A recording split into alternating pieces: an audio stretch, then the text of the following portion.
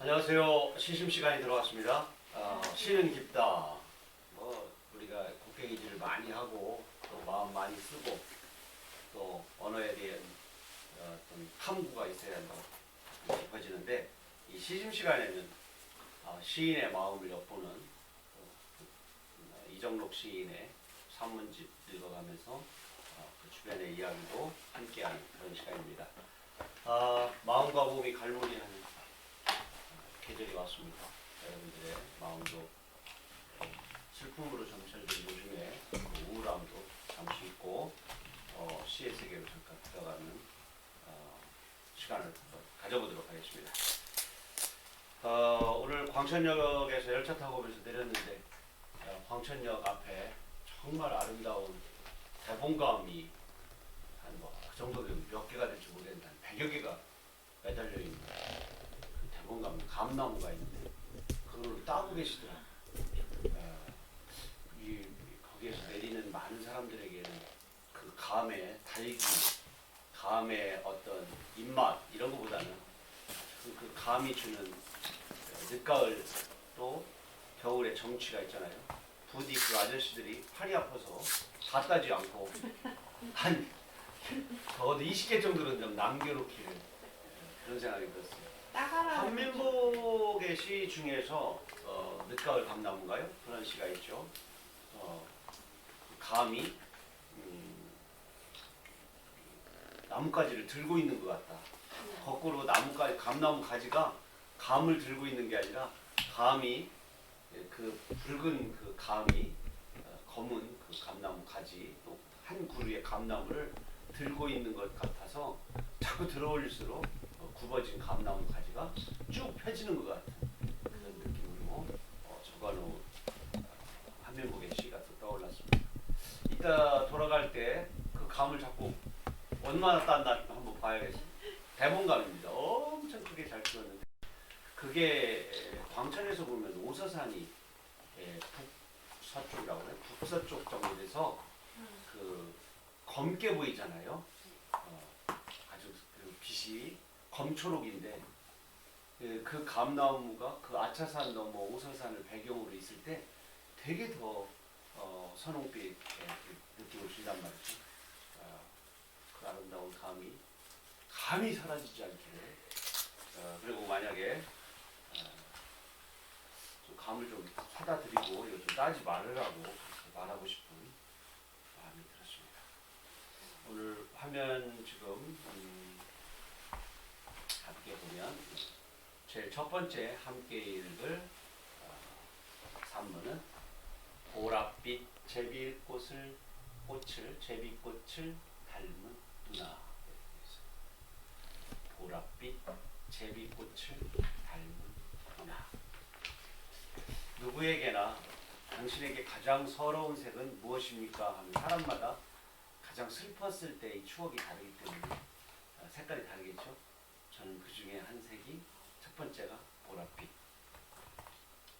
두 번째가 카키색, 국방색. 이 땅 분단국에서 태어난 모든 남성들 군대 갔다 온 사람은 군대 안 갔다 온 사람 말고 이 국방색 안 좋아합니다. 여자들은 좋아하는데 카키색. 군인을 사랑해봐서 그렇군요. 나에게도 누나가 한 분 계시다. 누나 하고 부르면 한겨울의 얼음 조각 같던 은하수도 솜 이불이 되어 내려올 듯하다.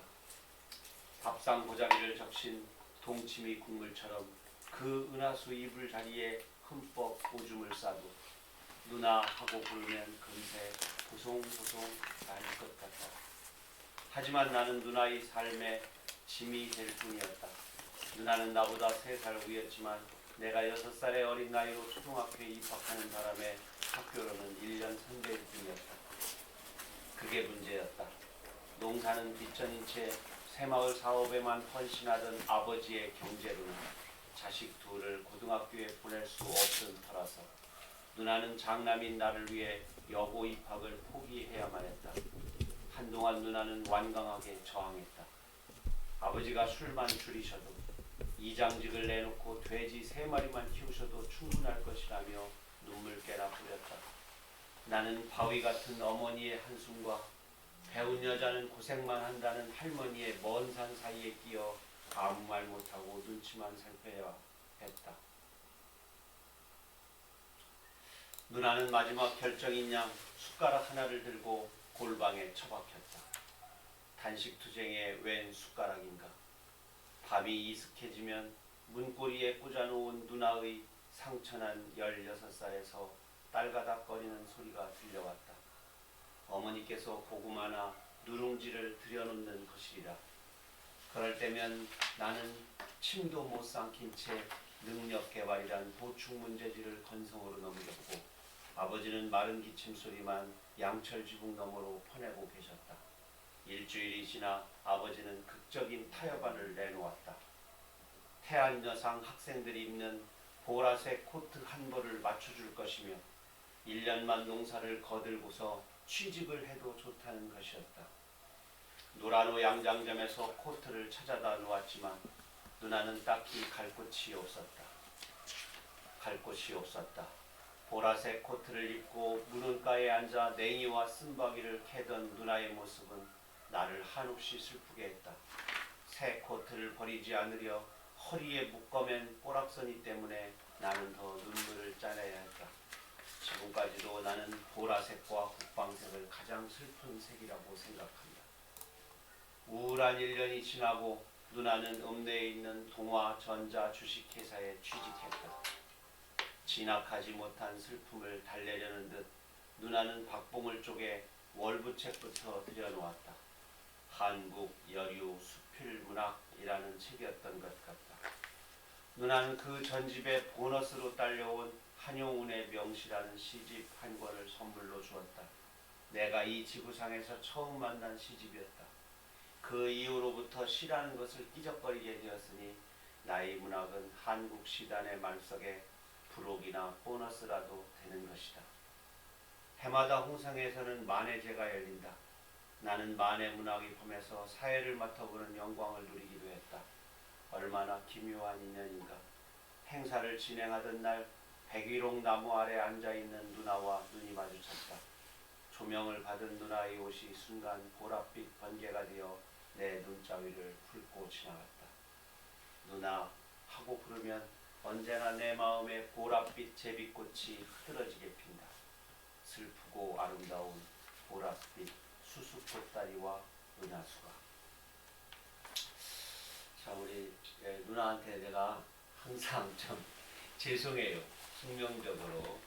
근데 이제 누나가 이렇게 동화전자 주식회사를 다니다가 청주에 있는 우체국에 취직하게 되는 좋은 희소식이 생겼는데 그때 그 연애 중이었거든요. 아시죠? 누구신지? 지금 함께 사시는. 그러면 첫사랑이에요? 그렇겠죠. 이준성 씨. 그때 당시 이름은 이문영이었습니다. 개명을 하셔서 매형을 만나게 됐는데 누나 완강은 하죠. 안 갑니다. 청주 우체국 발령을 포기하고 그때 당시 명동골목, 홍성의 명동골목에서 벨라미 양복점을 하고 계셨는데 거기에서 매일 단추 달고 와이셔츠 다림질하고 그 옆에 달려있는 1.5평짜리 작은 방 그곳에서 단추 달고 노동도 함께하는 그런 연애가 시작되죠. 난 누나 그때 잘 선택했다고 생각해요. 만약에 우체국으로 갔으면 매형 해줬을 것 같아요. 청주고 거기에서는 또 옆에 있는 또 배달원 아저씨나 또 사무분을 만나서 우편 배달부는 된장찌개를 끓인다 뭐 이런 삶을 좀 살았겠는데 지금 두 부부는 그 옷가게 양복점 인연으로 현재는 이제 웰메이드 공성점을 운영하고 계시죠. 하여튼 두 분이 지극한 사랑으로 잘 지내시는 것 같아요. 그리고 둘 사이에 그 평화로운 농담 이런 것들이 되게 재밌어요. 두 분 다 동갑내고 또 상처가 또 있기 때문에 매형께서도 이따가 또 시가 나오겠지만 일찍이 학교를 자퇴를 하고 스스로 그만두고 서울로 올라가서 그때 당시에 진짜 바닥이라고 하는 양복점 시다 조수 그 일부터 양복 기술을 배워가지고 현재 이르렀기 때문에 운명이었던 것 같아요. 만약에 내가 초등학교를 6살에 입학하지 않았으면 둘 사이는 못 만났어요. 참 그런 것도 또 운명이죠. 그러면 또 우리 애기들 있잖아요. 보현이 병재도 안 태어났겠죠. 그건 결과론적인 이야기지만 제 마음속에는 이래서 이런 어떤 숙명 같은 무거운 짐이 있어서 제가 책이 나오면 얼른 누님한테 사인을 해서 갖다 드립니다. 뭐 약간 거짓말을 하죠. 누님 제가 받은 20권 또는 10권의 저자본 책 중에 제일 첫째 책이에요 라고 말씀드리고 드리지만 첫째 책을 못 드릴 때가 있어요. 또 집에 또 우리 집에도 또 누구 있잖아요. 네. 사람 잘못 만나서 고생하는 사람에게 네. 당신에게 첫 책을 바칩니다. 읽지는 않아도 이렇게 또 얘기하는 순간이 있기 때문에 그래도 누님한테는 꼭 사인본을 읽지 올려드리려고 노력을 하죠. 제가 붉은 풍금새라고 하는 시를 썼어요. 붉은 풍금새 이정록. 누나하고 부르면 내 가슴 속에 붉은 풍금새 한 마리 흐트러진 머리를 쓸어올린다. 풍금 뚜껑을 열자 건반이 하나도 없다. 칠흑의 나무 괴짝에 나물 뜯던 부엌칼과 생솔 아궁이와 동화 전자 주식회사 야근부에 찍던 목도장 그 붉은 눈알이 떠있다. 언 걸레를 비틀던 곱은 손가락이 무너진 건반으로 쌓여있다. 누나하고 부르면 내 가슴속 사방공사를 마친 겨울산에서 붉은 새 한 마리 풍금을 이고 내려온다. 그 참 이 풍금은 연주를 할 수가 없어요. 건반이 무너져가지고. 그리고 그 건반은 얼어서 언걸레들 짜던 그 손가락이고, 그래서 너무 그 자기 생을 제대로 노래로 승화시킬 수 없었던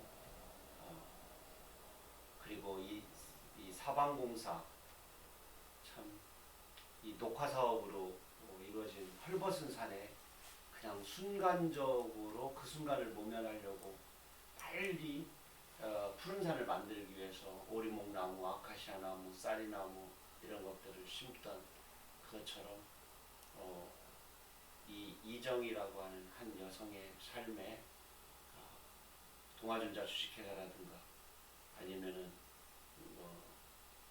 어디 취직 농사만 거들면 1년 후에는 취직해도 좋다라는 이런 말이라든가 이런 거는 인생에 있어서 거의 사방공사처럼 그 순간을 모면하려고 아버지가 내린 어떤 말이었죠.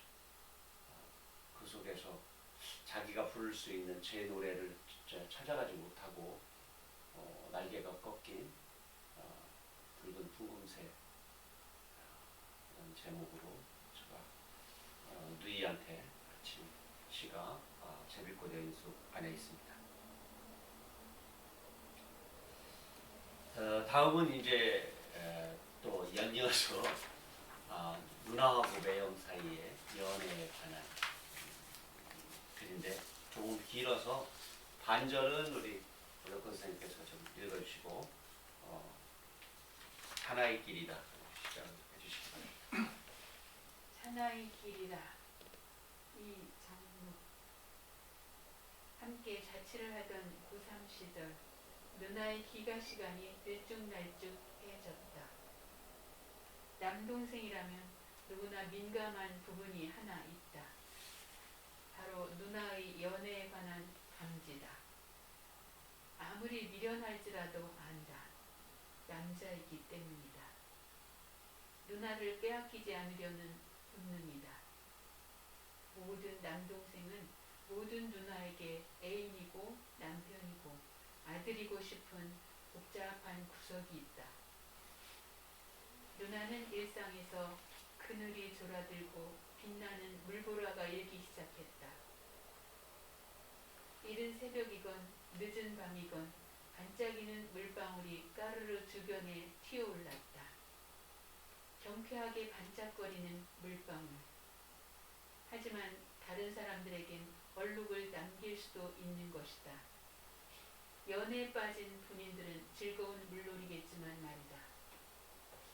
누나의 남자는 오토바이를 갖고 있었다. 70년대 후반에 20살 청년이 선글라스와 오토바이를 갖고 있다는 것은 전부를 갖고 있다는 뜻이었다.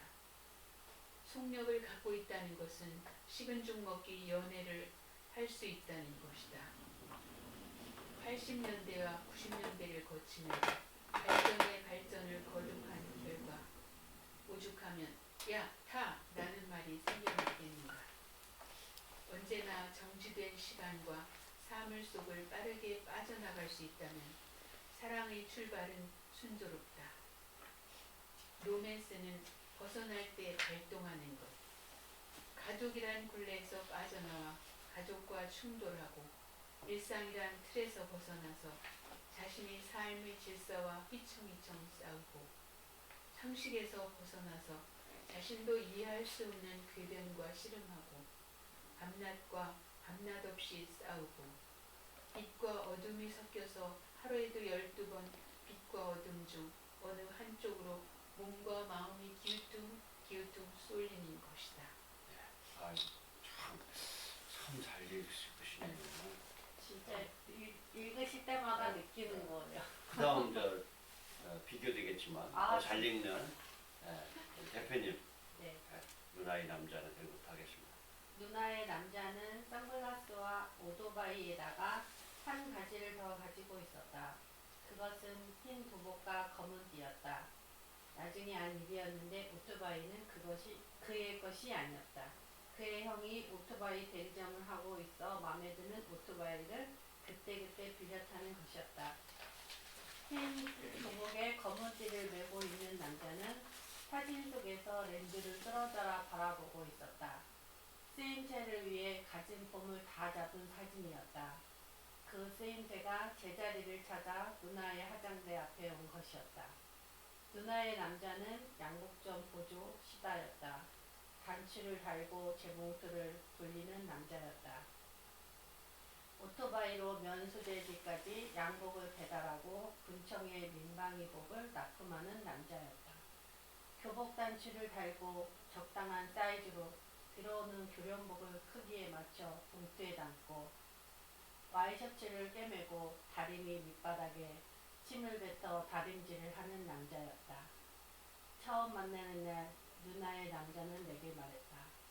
처남, 우리 누나 하나만큼은 행복하게 해줄 자신이 있어. 사나이 대 사나이끼리 하는 말이야. 나는 놀라웠다. 처음 먹어보는 돈가스라는 음식에 기가 죽어있던 나는 갑자기 접하는 처남이라는 말과 사나이라는 동유황에 어깨가 으쓱해졌다. 처음 접하는 양식과 레스토랑은 나를 불편하게 했다. 먹는 절차가 약간이라도 복잡한 음식은 그 맛의 깊고 낮음에 상관없이 촌놈의 기를 죽인다. 소파에 앉아 음식을 먹는 것이며 음식 그릇을 비추고 있는 희양한 조명도 촌놈의 마음을 복잡하게 만든다.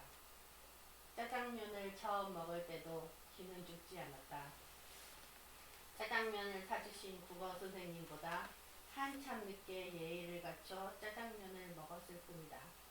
선생님이 하는 대로 따라서 하면 될 뿐이다. 처음 보는 단무지라는 음식은 물을 들인 무 쪼가리에 불과했다.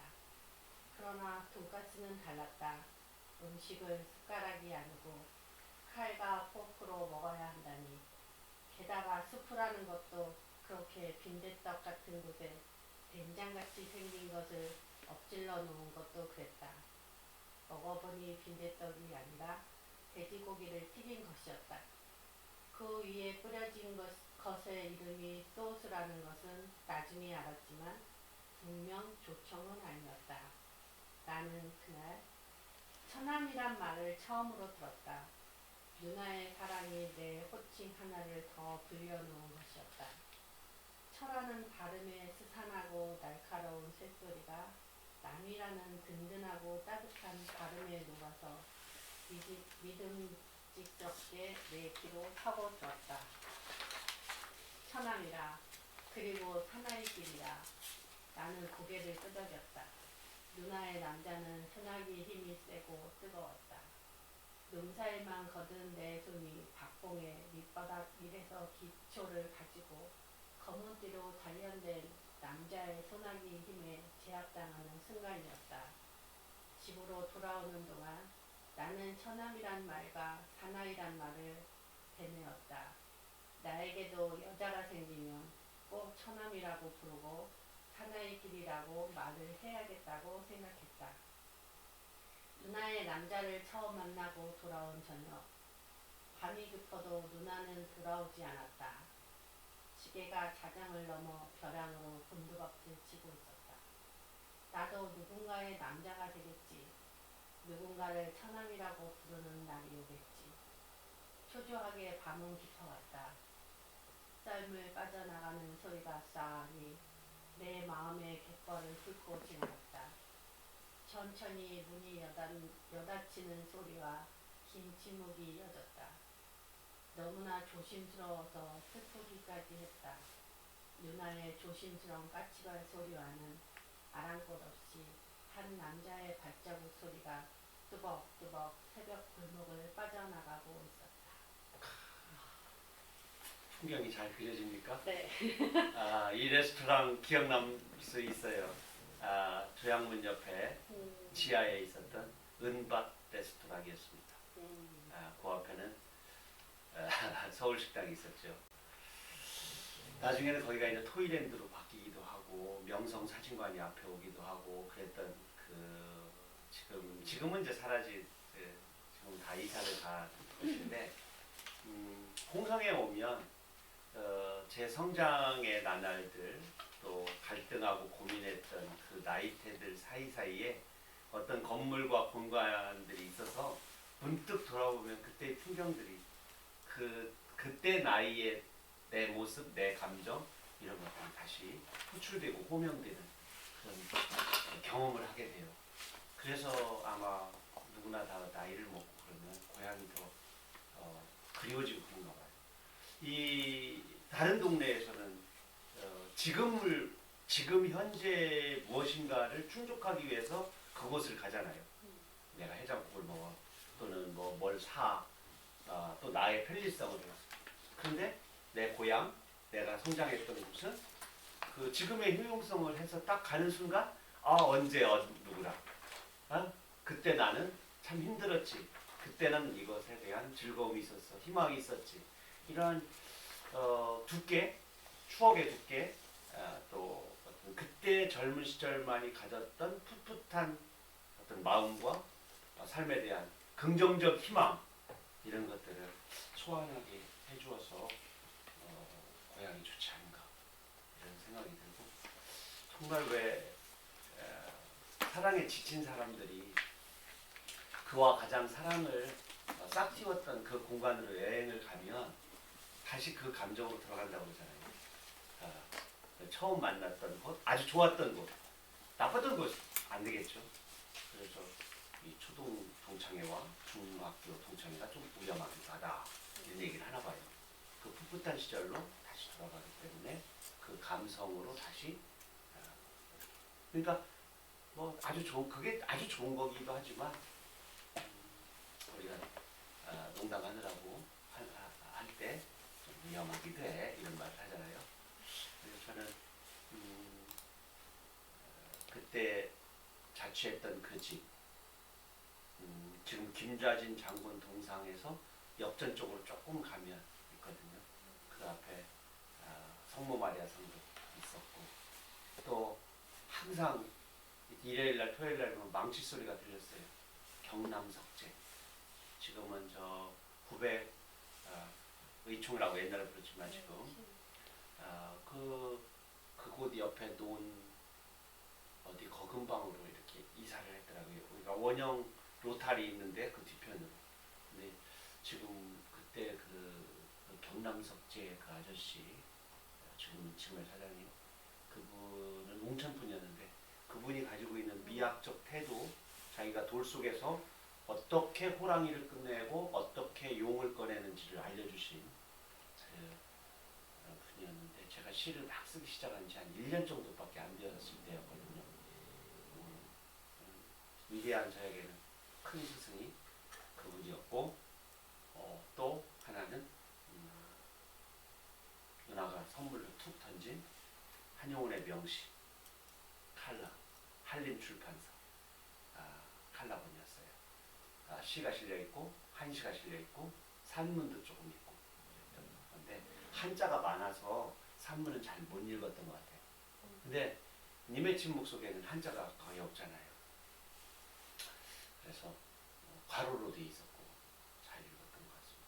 특히 아주 그 나룻배어 행인 많이 좋아했어요. 나룻배어 행인.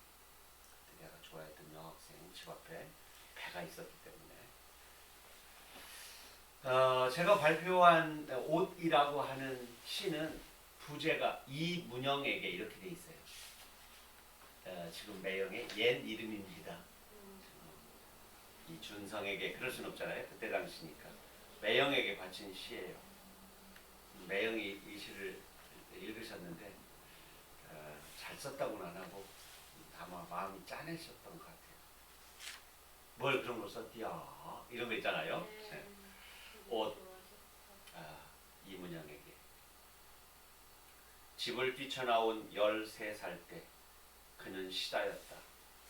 양복점 조수였다. 재단대에서 꼽추잠을 잤다. 그렇게나 입고 싶었던 교복과 교련복에 단추를 달았다. 피기도 전에 구겨진 청춘에 다림질했다. 그가 재단하고 남긴 자투리 종이에 나는 수학 문제를 풀고 시를 쓰고 연애 편지를 썼다. 가위질된 종이에는 초크 자국과 연필 자국이 선명했다. 간혹 핏방울도 찍혀 있었다. 그 초크 자국과 연필 선이 모여 사람의 길이 되리라 악수를 건넸던가. 치수를 재던 대나무 자가 가로등으로 서리라. 그의 어둠과 그늘을 믿었던가. 어린 가슴에 심어뒀던 살얼음의 꿈들을 성냥불처럼 조마조마하게 지켜온 나날들. 그 옛날 야근하며 꿰맸던 옷들이 지금은 낡고 해져 버림받았다 해도 그 옷들이 땀으로 범벅이 되며 세상을 세웠다고 믿는다. 그는 골무처럼 아픈 손끝을 믿는다. 옷은 제 상처로 사람을 철들게 한다. 한 땀 한 땀 옷을 꿰매던 사람. 누더기 많은 어두운 세상에 등 하나를 내다간다. 그의 나이 43살. 오늘은 그가 장애인 후원회장으로 취임하는 날이다. 불꽃은 작고 바람은 차다. 그의 손 곁으로 수많은 손들이 다가와 더불어 작은 불빛을 감싸는다. 그러자 불꽃 심지가 허공에다 쓴다. 세상의 하느님은 언제나 시다다, 조수다, 기랫밭이다. 제가 이 장애인 후원회장으로 취임하는 날 이 시를 써서 축시로 낭송을 해드렸어요. 근데 그때 나이가 아까 얘기했듯이 43살이었군요. 지금은 62입니다. 그러니까 29년 전 쓴 시이군요. 기랫밭이 그냥 이 양복점에서 쓰는 용어들이 다 일본에서 와서 일본 용어들. 그러니까 조각, 자투리. 그러니까 통나무 같은 경우를 책상 같은 걸 짜려고 톱질을 하고 남은 요만한 그렇죠. 자투리, 찌끄럽지, 찌끄레기. 그런 것을 기랫밭이라고 합니다. 시다니, 조순이 기랫밭이다. 하느님도 혹시 세상의 하느님이라는 것은 우리가 하느님 그러면 살리는 사람이잖아요. 자비를 베풀고 사랑을 이렇게 그리고 구원을 해주는 사람이잖아요. 그런 사람은 언제나 어느 집단에서나 가장 위에 있는 사람이 아니라 밑에서 자투리로 천덕꾸러기로 아니면 노동으로 피땀으로 이렇게 사는 사람들이 세상에 하나님이 아닌가 이런 생각으로 거꾸로 얘기하면 당신은 평생 옷을 꿰매고 짓고 또 남에게는 새 옷을 입히고 자기는 헌옷을 입는 사람이니 당신의 삶도 기레빠신데 더군다나 충남 홍성 장애인 후원회장 하시면서 참 좋은 일 많이 하시거든요. 회장까지 하려면 회장 전에는 어떻겠어요? 평의원으로 참으로 오랫동안 그렇게 해오셨겠죠. 엄청 오랫동안 하시는. 네. 지금도 네, 지금도. 회장님이셔요? 지금도 회장 일을 맡으셨으는 아닐 텐데 그 일을 열심히 계속 하시고 이분이 해주신 말 중에 이거였어요. 장애인은 구걸하지 않는다. 장애인이라는 이름을 내걸고 무엇을 팔거나 돈을 요구하는 모든 사람들은 장애인을 장사로 이용하는 이런 말 양아치다. 나쁜 말로 하면 빈곤, 그다음에 장애를 이용하죠. 요즘에 빈곤 포르노 이런 말을 많이 하는데 남의 아픔을 이용해서 자기의 이득을 취하는 것을 말하잖아요. 절대 장애인은 그러지 않고 오히려 자신이 가지고 있는 힘과 여유로 어떤 시간적 여유든 그 무엇으로라도 더 많은 사람을 도우려고 하는 사람이지 구걸하는 사람들이 절대 아니니까 그런 사람들한테 속아서 뭐 시계도 사주고 벽시계도 사주고 뭐 이런 거 하지 말고 정상적인 어떤 방법으로 후원을 하거나 이런 것이 무명으로 또 이렇게 그게 낫겠다. 학교 같은 데 오면은 그런 거 많이 오거든요. 응? 양말 팔러도 오고 좀 무서워. 좀 무섭기도 하지만 그렇게 막 애들 가르치는 선생님이 말이요 이런 것도 막 이런 그 뭐라고 그러죠 반협박조 있잖아요. 그리고 심지어 문학판에서 계신 분들은 알 겁니다. 신문지상에 무슨 상 받았다 상금 얼마다 그러면은 숫제 상금을 다 내놓고 싶은 마음이 들 정도로 전화 어떻게 알았는지 전화나 이메일이나 편지로 자기가 당연히 당신의 상금에서 얼마를 받아야 된다 이런 강요의 좀 협박 부탁 이런 것들 쉴 새 없이 받죠. 충북 보은에 있는 송땡땡 시인이 어떤 상금을 받았는데 나중에 전화 오면서 정록형 나 상금 그냥 안 받고 상만 받으면 안 될까 할 정도로 많이 시달려서 잠도 못 잘 정도로 괴로웠다는 얘기를 들었습니다. 충북 보은의 땡땡 시인이라고 하니까 금방 알 겁니다. 대추 시인입니다. 우리 그러지 않았으면 좋겠고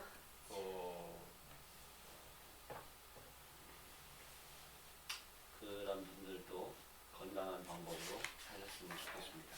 그런 분들은 정말 오히려 마음의 장애를 가지고 있는 분이라고 생각합니다.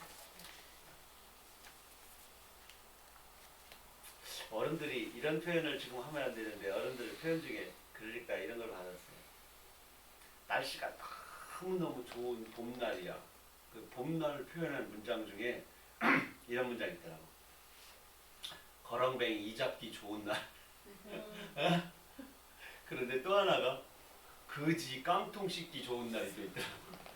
겨울에 손이 시려워서 깡통을 못 따는 그 깡통을 봄이 되어서 그 검은 눈으로 이렇게 눈 녹은 물에 씻기 좋은 날을 표현한 건데 이렇게 싹 와닿긴 하는데 그걸 문장에다 쓰거나 일상에서 쓸 수는 없잖아요. 왜?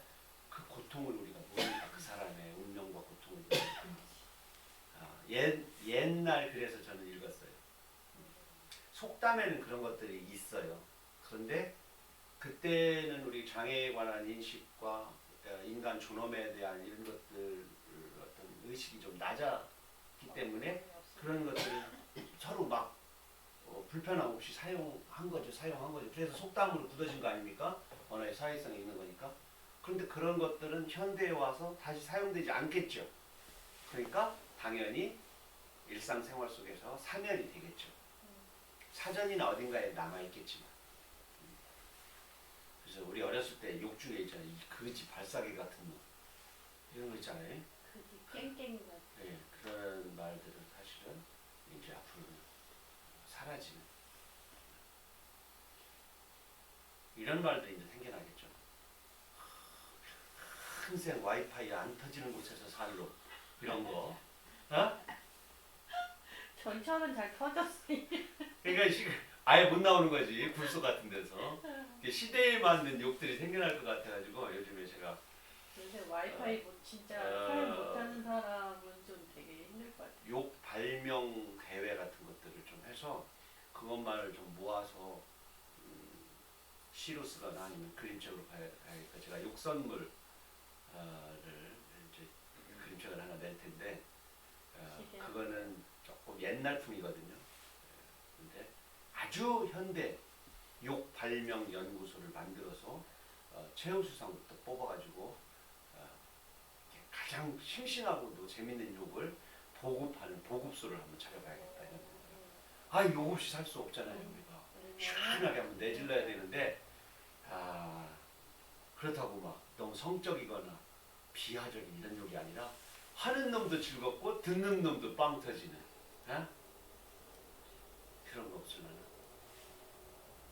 술병이 가득한 곳에 평생 술 먹는 사람이 죽었는데 술병이 가득한 곳에 술을 탁 들고 먹고 있는 거야. 이 사람이 지나가는 사람이 봤어요. 야, 왜 저 사람이 천국에 갔지?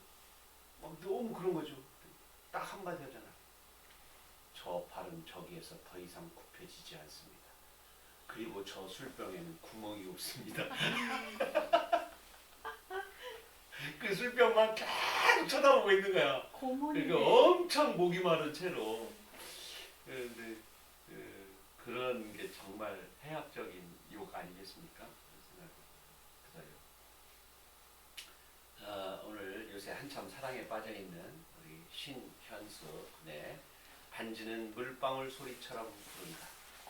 이정록의 신혼연애담을 한번 들어보도록